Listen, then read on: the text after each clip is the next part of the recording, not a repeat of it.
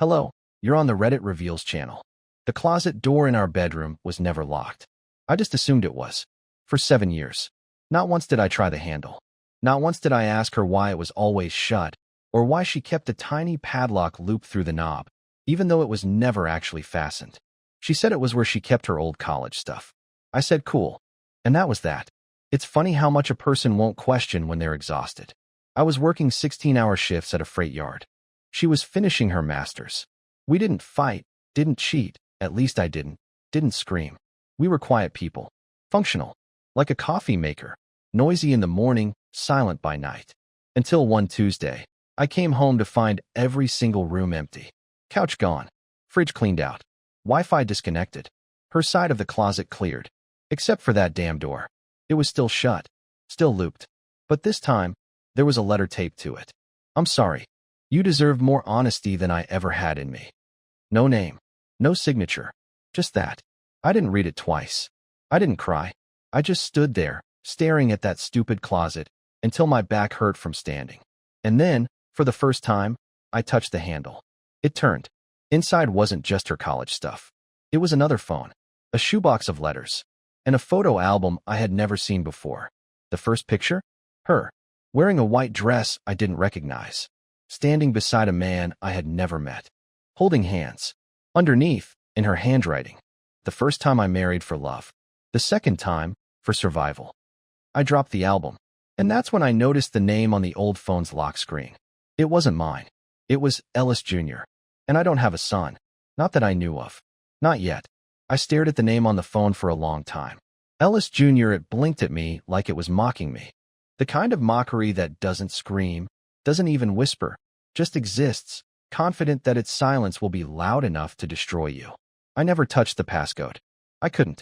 I sat on the bedroom floor, or what used to be a bedroom before she gutted it, and just held the phone like it was something sacred and cursed. There were fingerprints all over it, like it had been used constantly, and then suddenly abandoned. Like she had meant to come back for it. She didn't take the phone. She didn't take the letters. She didn't take him. Unless he wasn't real. Unless this was all some twisted performance. But I knew Deanna. Or I thought I did.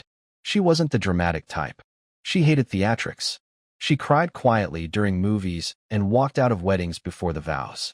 She didn't like attention. So what the hell was this? The album was the worst part. Not because of what was in it, but because of what wasn't. There were photos of her with another man, yes. But not the typical kind you'd expect if this were some torrid affair. They weren't sexy. They weren't wild. They looked normal. There was a photo of her holding a grocery list up to the camera, laughing. One of them assembling a bunk bed together. One where she was asleep in the passenger seat with a juice box on her lap.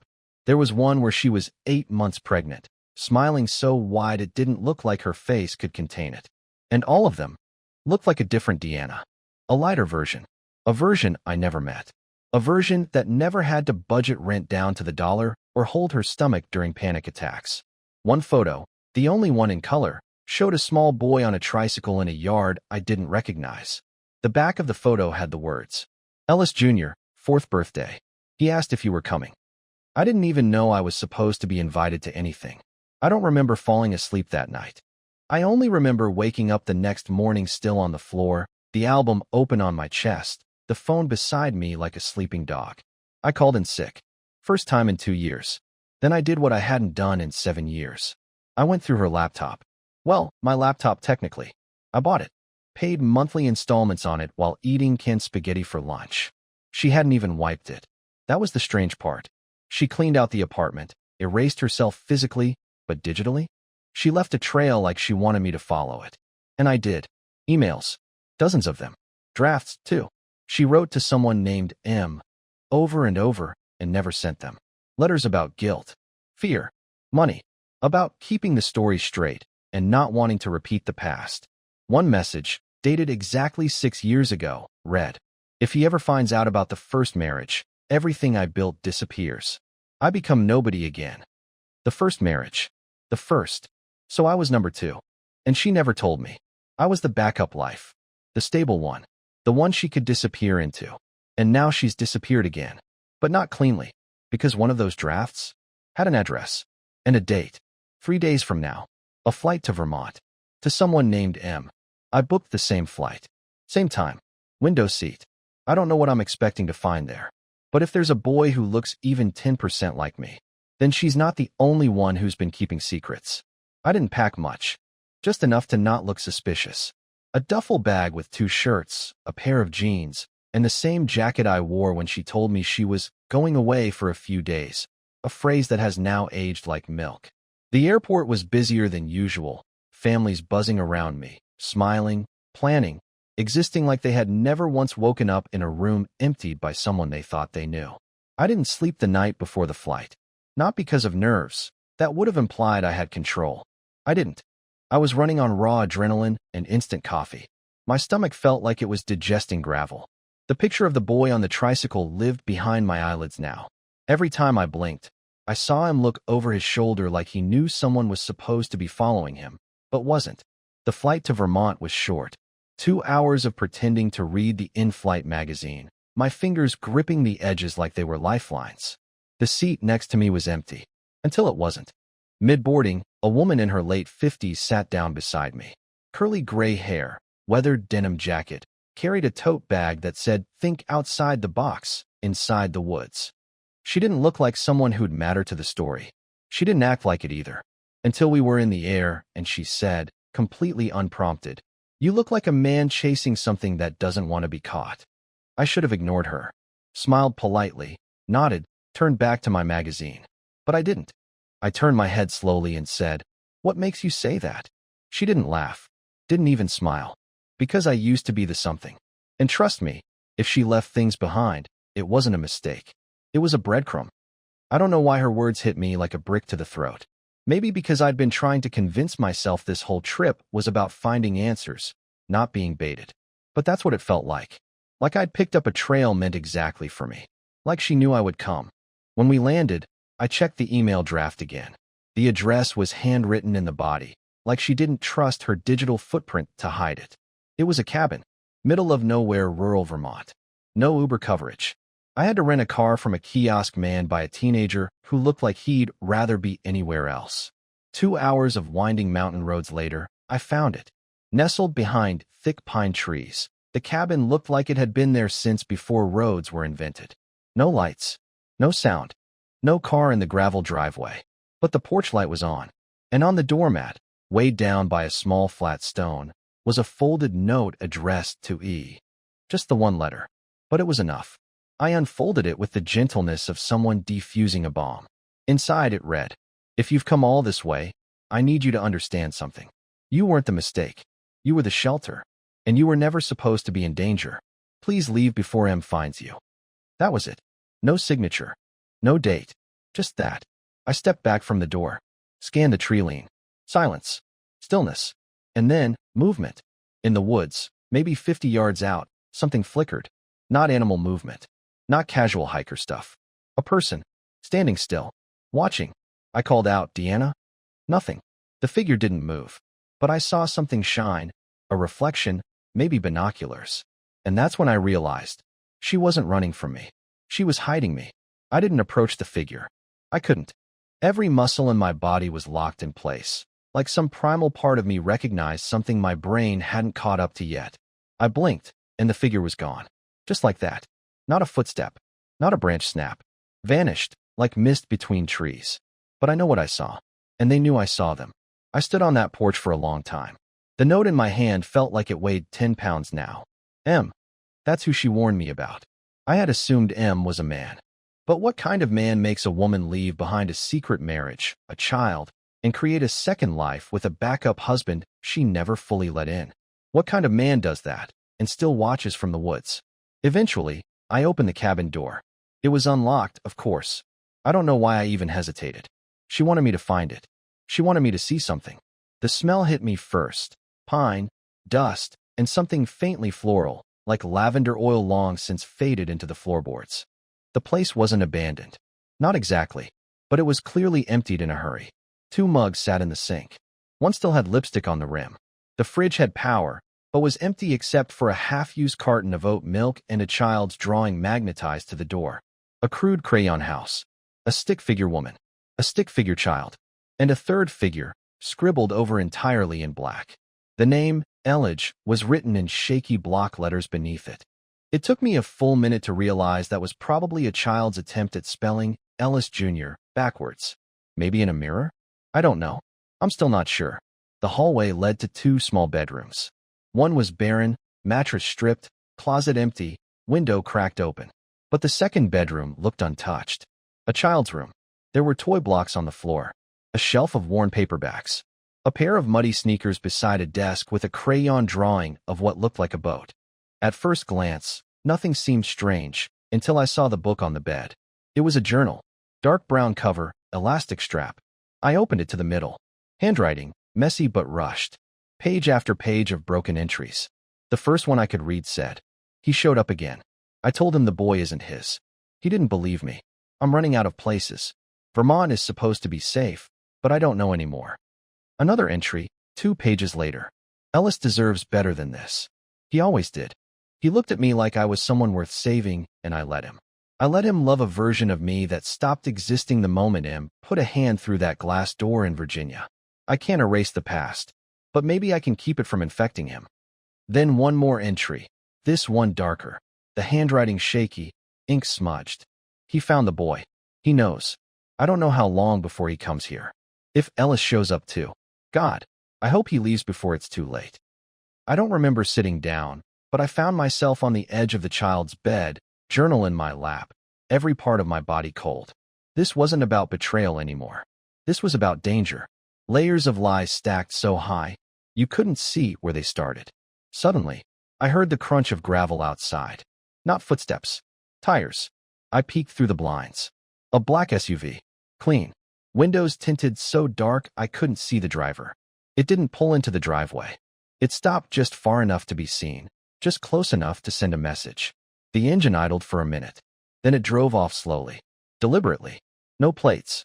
I stood in the cabin, holding a journal written by a woman I clearly never knew, in a house she never told me about, trying to process the existence of a child I may or may not have, all while being watched by someone she feared more than anything. That night, I stayed in the cabin. I didn't sleep. I sat by the door with a fire poker across my lap, staring at the doorknob like it would rattle any second. I kept thinking one thing. Why didn't she just tell me? Why did she leave breadcrumbs instead of a phone call? And what kind of man was M that she thought the only way to protect me was to disappear completely? Whatever she was afraid of, it had just found me. By the time morning bled through the forest canopy, I hadn't slept more than 20 minutes, and even that came in pieces. I kept the fire poker beside me like some kind of medieval weapon, even though I knew it wouldn't help against whatever I'd wandered into. It wasn't about protection anymore. It was about feeling protected, and even that was barely hanging on. I spent most of the night combing through the journal again, looking for anything I missed. The entries were scattered. Some were dated, some not. Most of them read like half-thoughts. Like she had started writing and stopped mid-sentence, afraid someone would catch her. There were pages that had been ripped out, others torn partially, like she had tried to destroy them but changed her mind halfway through. But there was one page I hadn't noticed before, tucked into the very back, folded twice, taped against the inside cover like a secret. It was a photograph. Not just any photograph, a wedding photo. Not ours. A man and a woman, holding hands in front of a courthouse. Her smile looked different, forced. The kind you wear when someone tells you to smile and you're too tired to argue. And him, tall, shaved head, wire-frame glasses, badly fitted suit. He didn't look like a husband. He looked like a placeholder. But that wasn't what made my stomach turn. It was the boy in the corner of the photo. At first, I thought he was just photobombing, a child caught mid-run, blurry in the background. But the more I looked, the more I realized the camera had focused on him too. Like he was meant to be there. Like whoever took the photo wanted him in the frame. And his eyes, they looked like mine. Not vaguely. Not in a maybe if you squint kind of way. No, they were exactly like mine. Same shade of green. Same uneven fold on the right eyelid. The kind of detail only a mirror shows you. It hit me like a punch to the ribs. That was my son. I didn't know how I knew. I just did. Something instinctual. Something deeper than blood tests and legal forms. It was like my body recognized him before my mind could process it. I felt like I'd been mourning someone I'd never met, and now I knew why. The problem was, he wasn't a toddler anymore. This photo looked recent. He had to be 7. maybe 8, which meant Deanna had him long before she told me she wasn't ready for kids, long before she ever asked about our 5-year plan. All those conversations we had, about timing, about saving, about waiting until the world was less chaotic, they were all lies. She already had a child, our child, and she hid him from me. My first instinct was to leave the cabin, drive straight to the airport, hire someone if I had to, track her down, find him, demand answers. But something kept me rooted to that cabin floor. The realization that hit even harder than the photo itself. If she went this far to hide him, what kind of danger was she trying to protect him from? Because maybe it wasn't about me. Maybe it was about him. I went outside around noon. The SUV was gone. No tire tracks, no signs it had ever been there. But I noticed something else, the mailbox. It was rusted over, hanging half off the post like it hadn't been opened in years. But inside, buried under an old weekly newspaper and a pizza flyer from 2019, was an envelope. Unmarked. No stamp. No address. Just one word written on the back, in thick black ink. Leave. I stared at it for a long time before tearing it open. Inside was a single Polaroid. It showed Deanna, from last night, standing in the cabin doorway, looking terrified. Behind her, barely visible, was the silhouette of a man. And taped to the bottom of the photo, scrawled in the same thick handwriting as the envelope. He knows you're here. That was the moment something in me cracked. Not from fear, but from clarity. I'd been stumbling through this like a grieving husband looking for closure. But this wasn't grief. This wasn't closure. This was a chase. And I wasn't the one doing the chasing anymore. I spent hours trying to make sense of the Polaroid, but the more I stared at it, the more I realized it wasn't a warning. It was a trap. Whoever had taken that photo knew I was looking for Deanna, knew I was coming for her. And somehow, they knew the exact moment to show up in that frame. My mind raced through the possibilities. I wasn't the only one with an interest in Deanna. There were people who wanted her gone. People who could make her disappear like she'd never existed. I wasn't just in the dark about her secrets. I was in over my head.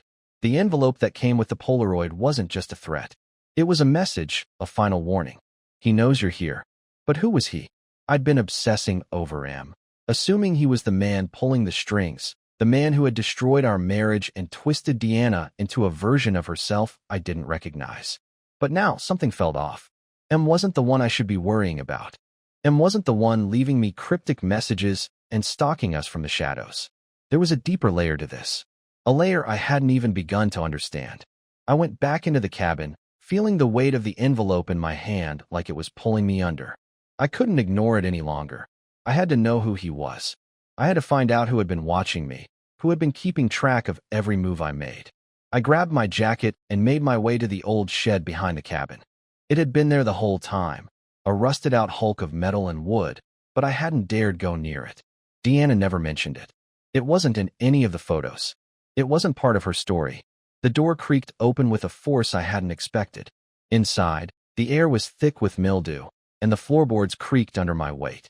I could barely see anything, but there was a faint light coming from a crack in the back wall. I walked toward it, every step heavier than the last. The shed was small, claustrophobic. Something felt wrong about it, the kind of wrong that told you the past had been hidden here, and it wasn't about to stay buried for long. I found the source of the light behind a pile of old tarps and boxes. A small, battered desk lamp sat on the floor, illuminating a file cabinet. It looked out of place, too modern, too pristine, as if someone had deliberately hidden it here.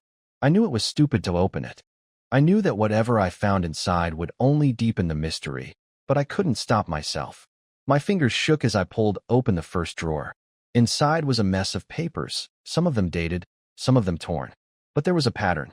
Notes, detailed records, and a series of black and white photographs that made my blood run cold. The first photo was of Deanna, at a hospital. Her face was blurry, but I could tell she was pregnant. The second was of a man, a tall, broad-shouldered figure, standing beside her. He was wearing a black leather jacket, and his face was shadowed, but his eyes were the same as the ones in the photo I had seen of the boy. The same eyes I knew all too well. I couldn't breathe. I went through the photos faster now. They were all of the same man, standing by her, watching her, and in one horrifying frame, he was holding the boy. The same child who had been in the photos, the one who I knew was mine. His small face was hidden in the man's arms, but his eyes, those eyes, they were staring straight into the camera. The man in these photos wasn't a stranger. He was someone I should have recognized. The boy wasn't just any kid. He was my son. But the more I thought about it, the more my mind kept circling back to something I couldn't shake, something I had seen in the back of Deanna's journal. The entry that read, "I can't erase the past, but maybe I can keep it from infecting him." That phrase haunted me now. It was as if she was trying to protect the child, but from whom? And then the last file caught my eye. It wasn't a photo, but a single document. A court order, stamped with a date from years ago. The words "custody agreement" jumped out at me first. I couldn't read the rest quickly enough. The paper was signed by both Deanna and the man from the photos, a man I still couldn't fully place. But his name was on the document, and that's when the world seemed to collapse on itself. The man I had been chasing, the man who had left the cryptic messages and the photographs, wasn't just someone in her past. He was someone from her present. He was the father of the boy. He was the one who had been controlling her life all along. And he was the one who wanted me gone. I stood in the shed, the weight of the custody agreement pressing against my chest like a stone. The name M was stamped at the bottom, clear as day. The same name I'd been chasing for weeks. The same name I'd come to associate with threats, manipulation, and everything that had gone wrong in my life. But I couldn't breathe.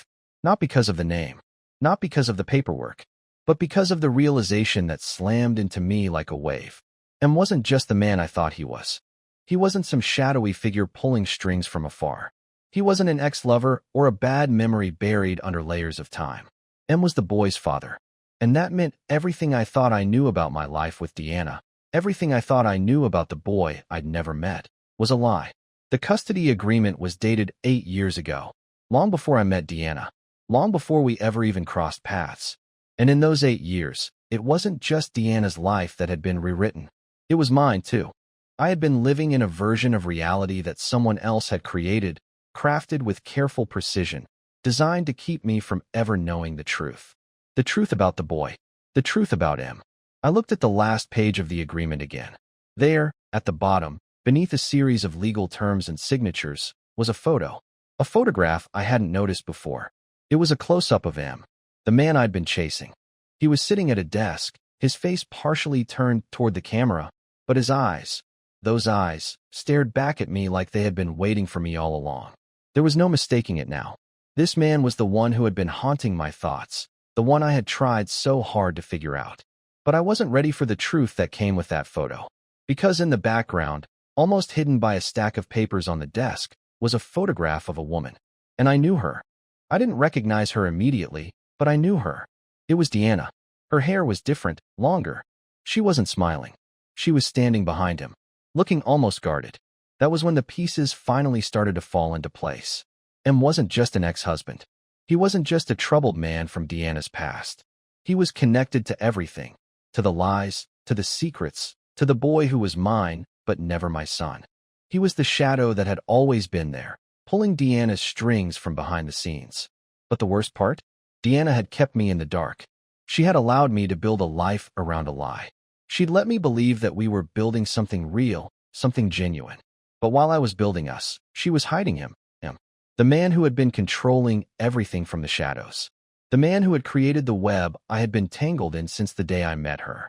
I stood there in the shed, feeling the walls closing in around me. The questions kept piling up, one after the other. Why had Deanna never told me? Why had she kept me in the dark about him? Why had she let me fall for her? I couldn't answer any of those questions. Not yet. The sound of an engine broke my thoughts, sharp and sudden. I rushed to the window, heart in my throat, half expecting to see M's car or maybe a glimpse of Deanna herself. But what I saw froze me in place. A black SUV had pulled up to the cabin, just like the one from the night before. It wasn't him driving it, though. It was a different man. I couldn't make out his face, but I could see the same cold, deliberate movements as he got out of the car and walked toward the front door of the cabin. I didn't think. I grabbed the folder with the custody agreement, shoved it into my bag, and ran out the back door. The woods were dense here, a maze of trees that had been hiding secrets for years. I knew the area well enough to know where the old footpath was, the one that led down to the creek. I sprinted toward it, my heart pounding in my chest, adrenaline coursing through my veins. I didn't stop. I didn't care if I was running into danger. I didn't care if I was making the wrong choice. I had to get away. I had to find Deanna. I had to find the answers that were buried in the woods, the ones she had hidden from me all this time. I didn't look back. I couldn't. But I could feel the weight of someone else's eyes on me, someone else's gaze in the trees, watching every step I took. And I knew, without a doubt, that whoever this man was, he was not done with me yet. I ran through the woods like a man chasing a ghost. The weight of the custody agreement pressed down on my back, but more than that, I felt the weight of everything else. The lies, the deceit, the child I never knew I had. I wasn't sure what I was running from anymore. The truth? Or the fear of it? The path by the creek was muddy, and I stumbled a few times. The adrenaline was starting to fade, leaving behind a feeling of exhaustion. I hadn't eaten in hours, hadn't slept in days, and I was starting to feel like I couldn't keep going. But there was something in me that wouldn't stop. I had to find her. I had to find my son. When I reached the creek, I didn't slow down. I kept running, past the water, past the trees, until I found the clearing. And there, standing by an old cabin, was Deanna. I stopped dead in my tracks. She wasn't alone. Beside her was a boy, no older than 8. His eyes met mine immediately, and there it was again, that unmistakable recognition. The same eyes. My eyes. Deanna turned toward me, her face pale and exhausted. But there was something else there now. Relief. Maybe even a little hope. For the first time in weeks, she smiled. Not the guarded smile she always wore, but a real one. She stepped forward. "Ellis," she said, her voice shaky but firm. "I'm so sorry. I didn't know how to tell you. I thought keeping you away would keep you safe." I opened my mouth to speak, but no words came out. I was paralyzed. I'd been running, questioning everything, and now, finally, the pieces were fitting together. "This is Eli," she continued, her hand resting on the boy's shoulder. "Your son. And M is my brother. He's the one who, he's the one who put everything into motion. I couldn't protect you from him anymore, so I tried to protect you from the truth." I looked at Eli, the boy who had been in every hidden photograph, every mystery I'd chased. And as I did, something inside me clicked. This wasn't a broken past I had to fix. This was the future I could still have. "I should have told you sooner," Deanna said, her voice cracking slightly. "But I was afraid. Afraid of what it would do to us. I didn't know if you could love him the way I needed you to." I knelt down, looking Eli in the eyes. I could see the doubt there, the uncertainty that came with every child who didn't have the answers he needed. I reached out a hand, and after a moment of hesitation, he took it. The weight of his tiny hand in mine made everything fall into place. "I'm sorry, Eli," I whispered. "I'm sorry I wasn't there sooner." He didn't answer, but he didn't pull away either. Instead, he simply nodded, as if somehow he understood. Deanna stood beside us, silent for a moment, before she finally spoke again. M had been controlling everything for years. He kept us both in the dark. He used fear, manipulation. He didn't want me to have a normal life. He didn't want me to let you in, to let us in. But I think we're finally free of him now. I didn't have all the answers, and I didn't have all the time in the world to process everything. But for the first time in what felt like forever, I knew I didn't have to carry the weight of this alone. Deanna was there. Eli was there.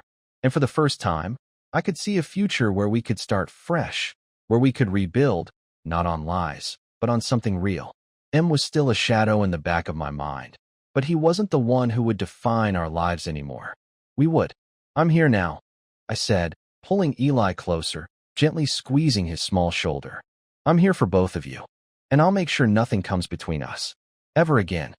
Deanna's eyes filled with tears, but they were different this time. They weren't tears of regret.